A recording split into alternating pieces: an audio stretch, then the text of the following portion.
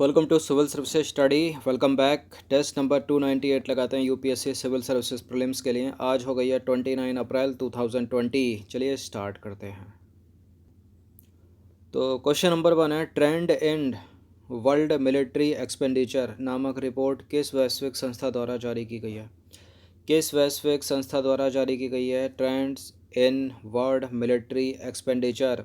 संयुक्त राष्ट्र सुरक्षा परिषद, विश्व व्यापार संगठन, global security and research institute या स्कॉटहोम इंटरनेशनल पीस रिसर्च इंस्टीट्यूट। तो संयुक्त राष्ट्र सुरक्षा परिषद नहीं है, डब्ल्यूटीओ नहीं है, और ग्लोबल सिक्योरिटी रिसर्च इंस्टीट्यूट भी नहीं है। इसका answer option number D, Stockholm International Peace Research Institute. तो देखिए, trend in world military expenditure Sweden की राजधानी स्कॉटहोम में स्थित Stockholm International Peace Research Institute नामक शोध संस्थान द्वारा वार्षिक रूप से जारी की जाने वाली एक रिपोर्ट है। यह संस्था जो है वो युद्धों, युद्धक सामग्रियों और हथियार नियंत्रण और निशस्त्रीकरण के क्षेत्र में शोध कार्य करती है। और trade in world military expenditure report में विश्व के विभिन्न देशों के वार्षिक सैन्य खर्चे के आंकड़े प्रस्तुत किए जाते हैं। साथ ही इस रिपोर्ट में सैन्य खर्च में वृद्धि के राजनीतिक, आर्थिक और सुरक्षा से जुड़े कारकों या तत्वों का अध्ययन कर वैश्विक शांति, सुरक्षा और विकास पर इसके प्रभावों की विवेचना की जाती है। इसलिए डी सही है। अब है क्वेश्चन नंबर 2, व्यापक परमाणु परीक्षण प्रतिबंध संधि सीटीबीटी के संदर्भ में कुछ स्टेटमेंट है। यहाँ पर 3 है, इन 3 में से बताना है कौन सा करेक्ट है। देखिए, यह संधि व्यापक परमाणु परीक्षण प्रतिबंध संधि जो है किसी भी जगह पर परमाणु विस्फोटों पर रोक लगाती है। वो जगह कौन सी है? पृथ्वी की सतह पर भी, वायुमंडल में भी और पानी के नीचे या भूमिगत। यह संधि जो है 1994 में प्रभावी हुई और भारत ने इस संधि पर वर्ष 2001 में हस्ताक्षर किए हैं। देखिए, तीसरा वाला गलत है। इंडिया, नॉर्थ कोरिया, पाकिस्तान ने तो इस संधि पर हस्ताक्षर ही नहीं किए हैं, गलत है। और 1994 से भी प्रभावी नहीं हुई है। 1994 में तो ये इसकी बात चली थी। पहला वाला करेक्ट है। ये जो परमाणु परीक्षण प्रतिबंध संधि है सीटीबीटी, पृथ्वी पर किसी भी जगह, मतलब सतह पर भी, वायुमंडल में भी, पानी के भीतर भी और मिट्टी के भीतर भी परमाणु विस्फोट पर रोक लगाती है। केवल एक सही, यहाँ पर सी हो जाएगा इसका आंसर। तो देखिए, व्यापक परमाणु परीक्षण प्रतिबंध संधि सीटीबीटी किसी के भी द्वारा किसी भी जगह, जैसे पृथ्वी की सतह पर, वायुमंडल में, पानी के नीचे और भूमिगत पर परमाणु विस्फोटों पर रोक लगाती है। इसमें पहला सही है। और वर्ष 1994 से सीटीबीटी सहमति बनाने हेतु वार्ता शुरू की गई थी। ऐसा नहीं है कि प्रभावी हो गई, गलत है दूसरा वाला। और उत्तरी कोरिया, नॉर्थ कोरिया और भारत, पाकिस्तान 3 ऐसे देश हैं जिन्होंने संधि पर हस्ताक्षर नहीं किए हैं। क्वेश्चन नंबर 3 है, निम्नलिखित युग्मों पर विचार कीजिए। ये दर्रे हैं। रोहतांग दर्रा हाल ही में समाचारों की सुर्खियों में, इसलिए पूछा गया है प्रश्न। साथ ही लिपुलेख दर्रा और पालघाट दर्रा का भी बता दीजिए। तो कौन सा इसमें सुमेलित है? रोहतांग दर्रा हिमाचल प्रदेश में, ये तो करेक्ट है। लिपुलेख दर्रा हो गया, थांगला हो गया, नीतिला हो गया, ये अरुणाचल प्रदेश में नहीं है, उत्तराखंड में है। पालघाट दर्रा गोवा में नहीं है बल्कि केरल में है। थालघाट, भोरघाट महाराष्ट्र में, याद रखिए, इंपॉर्टेंट दर्रे हैं। तो केवल एक यहाँ पर सही है, सी हो जाएगा इसका उत्तर। ये दोनों गलत हैं। अरुणाचल प्रदेश में दिफू दर्रा है। तो भारत के हिमाचल प्रदेश राज्य में रोहतांग दर्रा हिमालय की पूर्वी पीर पंजाल श्रेणी में 13,058 फीट पर अवस्थित है। और रोहतांग दर्रा पीर पंजाल श्रृंखला पर बना एक पर्वतीय रास्ता है जो मनाली से करीब 51 किलोमीटर दूर है।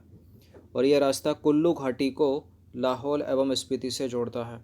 लिपुलेख दर्रा भारत के उत्तराखंड राज्य में अवस्थित भारत एवं चीन के बीच 3 सीमा व्यापार पॉइंट में से एक है, जबकि अन्य 2 नाथुला सिक्किम में और शिपकिला हिमाचल प्रदेश में अवस्थित हैं। अब देखिए, पालघाट दर्रे की बात की जाए तो 300 मीटर नीलगिरी और अन्नामलाई श्रेणियों में स्थित है। केरल में स्थित इस दर्रे से, तो गोवा में नहीं है, केरल में स्थित इस दर्रे से कालीकट, त्रिचूर, कोयम्बटूर, इंदौर के रेल एवं सड़क मार्ग गुजरते हैं। अब है क्वेश्चन नंबर 4, कभी कभी समाचारों में नजर आने वाला सदर्न ट्रांजिशनल काउंसिल एसटीसी निम्नलिखित में से किसे संदर्भित करता है? क्या है एसटीसी? दक्षिणी सूडान में कार्यरत संयुक्त राष्ट्र संघ के सैन्य मिशन को। गलत। दक्षिणी गोलार्ध में स्थित देशों का व्यावसायिक समूह को। ये भी नहीं है। कोविड-19 के बचाव के लिए कार्यरत विकासशील देशों के एक समूह को भी नहीं है। तो जागते रहिए, इसका उत्तर है ऑप्शन नंबर सी, यमन के एक अलगाववादी समूह को। तो सी है ना, बी नहीं है। तो देखिए, Southern Transitional Council STC Saudi Arab के नेतृत्व वाले गठबंधन के प्रमुख समूहों में से एक है जो हूती विद्रोहियों के खिलाफ लड़ रहा है। ये न्यूज़ में इसलिए पूछा गया प्रश्न। क्वेश्चन नंबर 5 है, निम्नलिखित कथनों पर विचार कीजिए। दो स्टेटमेंट है यहाँ पर, बताना है कि इनमें से कौन सा सही है। किसी भी उद्योग को सार्वजनिक उपयोगिता सेवा घोषित करने के लिए ट्रेड यूनियन अधिनियम 1926 के प्रावधानों का प्रयोग किया जाता है। किसी भी उद्योग को सार्वजनिक उपयोगिता घोषित करने के लिए ट्रेड यूनियन अधिनियम 1926 के प्रावधानों का प्रयोग किया जाता है। क्या ये बात सही है? दूसरा स्टेटमेंट है, सार्वजनिक उपयोगिता सेवा घोषित करने पर किसी उद्योग के कर्मचारी हड़ताल का आयोजन नहीं कर सकते। तो बिल्कुल दूसरा करेक्ट है, पहला गलत है। तो केवल आंसर इसका बी हो जाएगा। तो देखिए, केंद्र सरकार ने औद्योगिक विवाद अधिनियम के प्रावधानों के तहत बैंकिंग उद्योग को 21 अक्टूबर तक 6 माह की अवधि के लिए सार्वजनिक उपयोगिता सेवा पब्लिक यूटिलिटी सर्विस घोषित किया है, इसलिए गलत है पहला। औद्योगिक विवाद अधिनियम के प्रावधानों का उपयोग करते हुए यदि किसी उद्योग को सार्वजनिक उपयोगिता सेवा घोषित किया जाता है तो उस उद्योग के कर्मचारी व अधिकारी कोई हड़ताल आयोजित नहीं कर सकते। क्वेश्चन नंबर 6 है, स्वामित्व योजना के संदर्भ में कुछ स्टेटमेंट है यहाँ पर। देखिए, स्वामित्व योजना का उद्देश्य ग्रामीण लोगों को अपनी आवासीय संपत्तियों के दस्तावेज का अधिकार प्रदान करना है ताकि वे अपनी संपत्ति का उपयोग आर्थिक उद्देश्यों के लिए कर सकें। इस योजना को वर्तमान में भारत के सभी राज्यों में लागू किया जा रहा है। देखिए, ऐसा तो हो नहीं सकता, केवल एक सही है। वर्तमान में केवल 6 राज्यों में लागू किया जा रहा है इसको, सभी राज्यों में नहीं। तो सभी कोरोना वायरस के कारण लॉकडाउन है, तो केवल एक यहाँ पर सही होगा। तो देखिए, केंद्रीय पंचायती राज मंत्री ने 27 अप्रैल 2020 को नई दिल्ली में भारत सरकार के पंचायती राज मंत्रालय मिनिस्ट्री ऑफ पंचायती राज की एक नई पहल स्वामित्व योजना के बारे में दिशा निर्देश जारी किया। उद्देश्य क्या है इसका उद्देश्य ग्रामीण लोगों को अपनी आवासीय संपत्तियों के दस्तावेज का अधिकार प्रदान करना है ताकि वे अपनी संपत्ति का उपयोग आर्थिक उद्देश्यों के लिए कर सकें। और देखिए, इस योजना को वर्तमान में 6 राज्यों में हरियाणा, कर्नाटक, मध्य प्रदेश, महाराष्ट्र, उत्तर प्रदेश और उत्तराखंड। कौन कौन? उत्तराखंड, उत्तर प्रदेश, महाराष्ट्र, मध्य प्रदेश, कर्नाटक और हरियाणा में प्रायोगिक तौर पर लागू किया जा रहा है, ना कि सभी राज्यों में। इसके तहत नवीनतम सर्वेक्षण विधियों एवं ड्रोन तकनीक का उपयोग करके ग्रामीण आवास भूमि की मैपिंग की जा सकती है। तो 6 राज्यों में है ये, सभी राज्यों में नहीं है अभी। क्वेश्चन नंबर 7 है, लिंगायत संप्रदाय के संदर्भ में निम्नलिखित कथनों पर विचार कीजिए। क्यों पूछा गया है ये प्रश्न? हाल ही में विश्वेश्वर महाराज का जन्मतिथि थी, इसलिए पूछा गया है प्रश्न। अब देखिए, लिंगायत संप्रदाय के लोग वेदों में विश्वास रखते थे किंतु मूर्ति पूजा में नहीं। पहला स्टेटमेंट यह है। दूसरा स्टेटमेंट है, महाराष्ट्र, तेलंगाना और आंध्र प्रदेश में लिंगायतों की अच्छी खासी आबादी है। तो महाराष्ट्र, तेलंगाना, आंध्र प्रदेश में लिंगायतों की अच्छी खासी आबादी, ये सही है। ना तो मूर्ति पूजा में और ना ही वेदों में विश्वास रखते हैं लिंगायत संप्रदाय। तो गलत है पहला वाला स्टेटमेंट, केवल 2 सही है यहाँ पर। तो देखिए, संत बसवेश्वर द्वारा स्थापित इस लिंगायत समाज को कर्नाटक की अगड़ी जातियों में गिना जाता है और राज्य की कुल आबादी का 18% लिंगायत है। महाराष्ट्र, तेलंगाना और आंध्र प्रदेश जैसे पड़ोसी राज्यों में भी लिंगायतों की जो है वो अच्छी खासी आबादी है। लिंगायत संप्रदाय के लोग ना तो वेदों में विश्वास कर रखते हैं और ना ही वो मूर्ति पूजा में विश्वास रखते हैं। लिंगायत हिंदुओं ने भगवान शिव की पूजा नहीं करते, लेकिन भगवान को उचित आकार इष्टलिंग के रूप में पूजा करने का तरीका प्रदान करता है। अब देखिए, लिंगायतों का इष्टलिंग अंडे की गेंदनुमा आकृति होती है जिसे वे धागे से अपने गले में बांधते हैं और उसे आंतरिक चेतना का प्रतीक मानते हैं। निराकार परमात्मा को मानव या प्राणियों के आकार में कल्पित न करके विश्व के आकार में इष्टलिंग की रचना की गई है। तो लिंगायत संप्रदाय वेदों में भी विश्वास नहीं करता और मूर्ति पूजा में भी विश्वास नहीं करता, याद रखिएगा। न्यूज़ में क्यों है ये? संत बसवेश्वर का हाल ही में जन्मतिथि थी। अब है क्वेश्चन नंबर 8, निम्नलिखित कथनों पर विचार कीजिए। 2 स्टेटमेंट है, कौन सा इसमें सही है?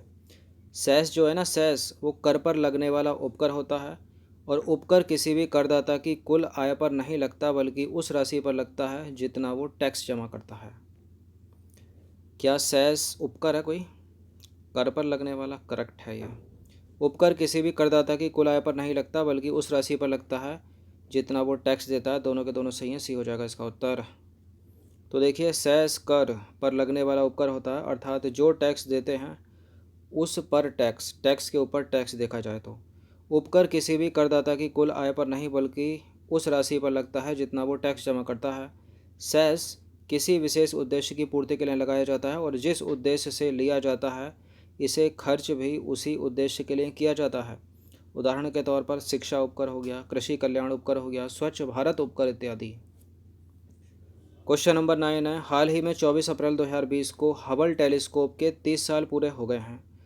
इंसानों से लाखों प्रकाश वर्ष दूर अंतरिक्ष में चल रही उथल पुथल को यह अपने लेंस में कैद करता है और पृथ्वी पर अंतरिक्ष की गहराइयों की खूबसूरत तस्वीरें भेजता है।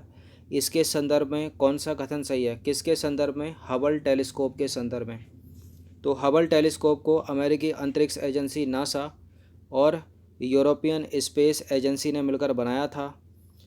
30 साल पहले बनाया होगा। हबल टेलीस्कोप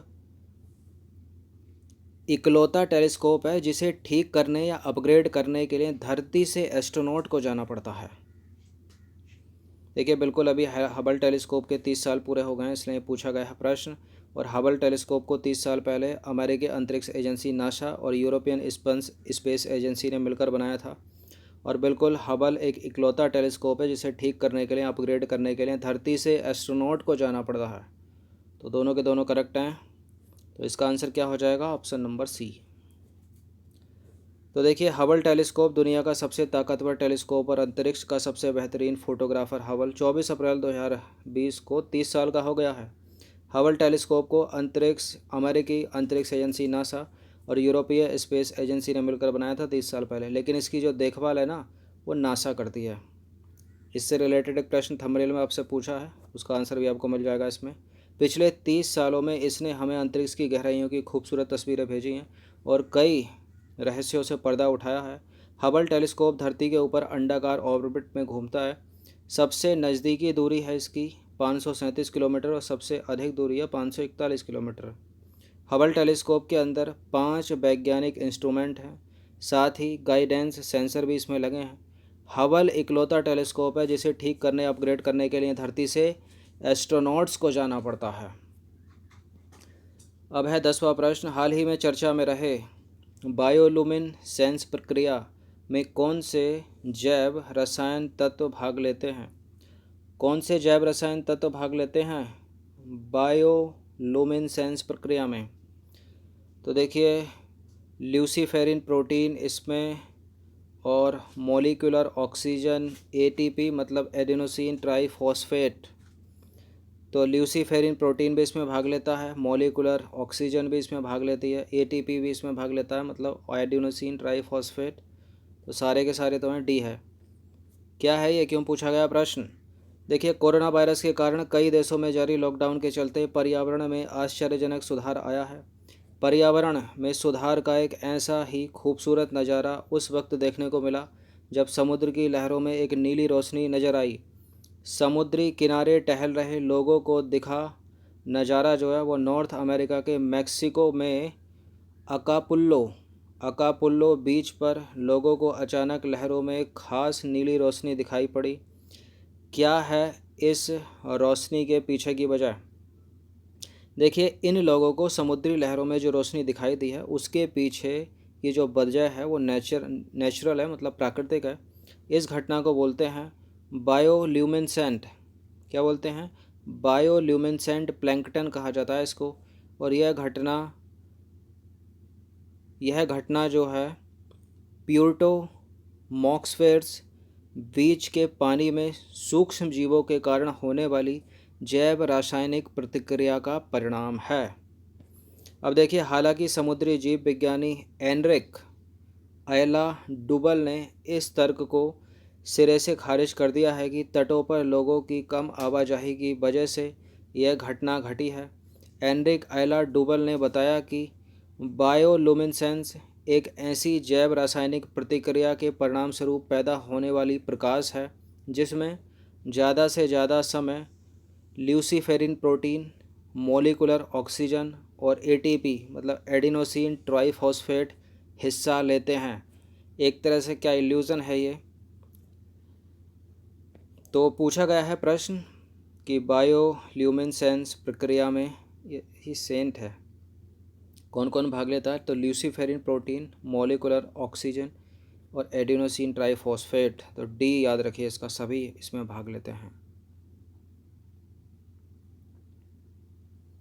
चलिए 10 हो गए क्या। तो 10 प्रश्न थे, अच्छे से इसका रिवीजन कर लीजिएगा 1 से 2 बार। धन्यवाद। इस पूरी की पूरी टेस्ट सीरीज़ की प्लेलिस्ट बना रखी है, वहाँ पर आप टेस्ट नंबर 1 से लेकर ही कौन सा नंबर का टेस्ट था, 297 था या 8 था, जो भी था इस तक पहुँच सकते हो। धन्यवाद।